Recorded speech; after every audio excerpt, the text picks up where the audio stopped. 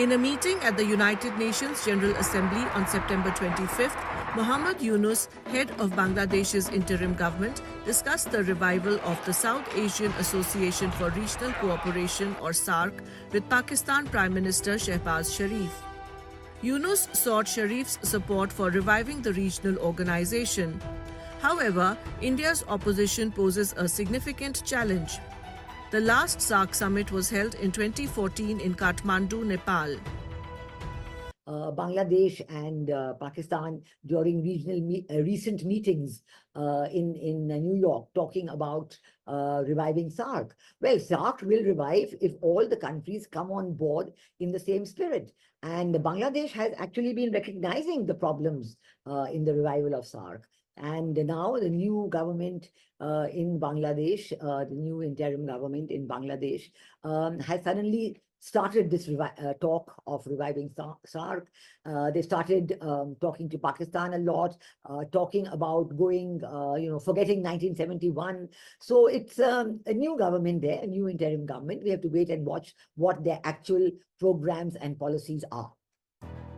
SAARC is an 8-member regional intergovernmental organization aimed at boosting regional trade and promoting social, cultural, and economic growth in South Asia.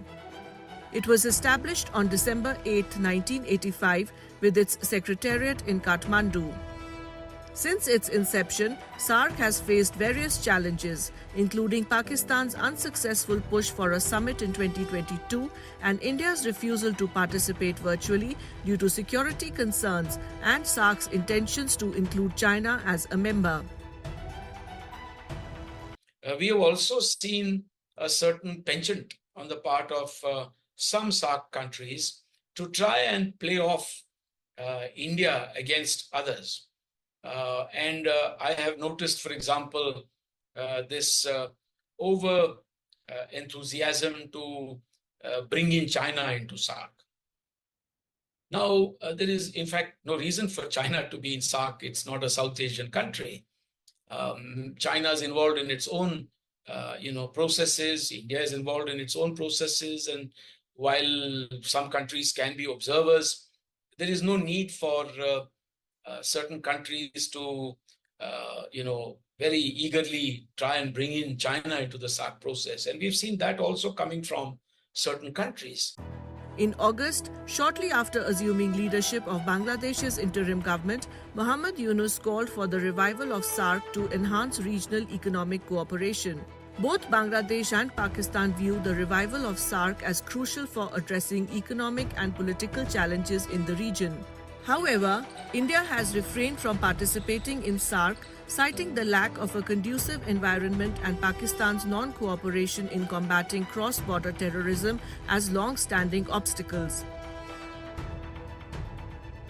The very fundamental thing which India objected to was that Pakistan is a country that has been indulging in cross-border terrorism against India, Afghanistan, and some other countries in the world, and this has directly impacted us. So India's position was that Pakistan, a state which is sponsoring terrorism or using cross-border terrorism as an instrument of its foreign policy, must desist, must eliminate, and the 2611 perpetrators must be charged, must be returned to India. Now, this has been our position all through. Following the attacks on Indian armed forces in Pathankot and Uri in 2016, India withdrew from the scheduled 19th SAARC summit in Islamabad, a decision supported by Bangladesh, Bhutan, and Afghanistan. Other member countries also followed suit, resulting in the postponement of the summit. As I told you, there are two reasons. First of all, I gave you the example of trade, and you can't have trade until you get most favored nation treatment from all the countries who are involved in that trade. Pakistan has never given that to India, and India had given, non-reciprocally, which is very, very unusual, but we had given the most favored nation status to Pakistan, which subsequently, after all the, absolutely unbelievably horrible and horrific cross-border terrorist attacks by Pakistan, we've withdrawn that as well.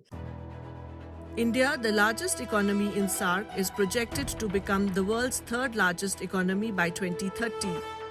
While India has been actively engaging in groups like G20 and the BRICS, it has been reluctant to endorse the revival of SAARC due to its security concerns.